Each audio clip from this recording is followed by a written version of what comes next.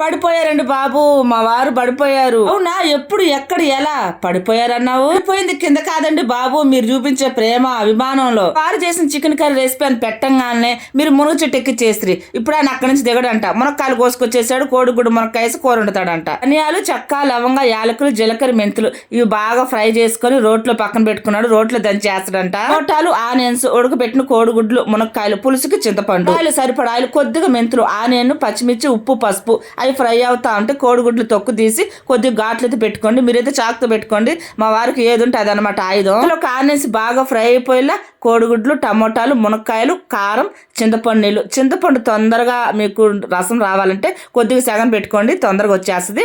ఇక నా నీళ్లు పోసేసి చింతపండు నీళ్ళు మూత పెట్టేసుకోండి. ఇక నా మసాలా పొడి కూడా మంచిగా నూరేసుకున్నాడు మా వారు. మసాలా పొడి మటుకు లాస్ట్ లో దింపే ముందు వేసుకోండి, లేకుంటే చేదు వచ్చేస్తుంది.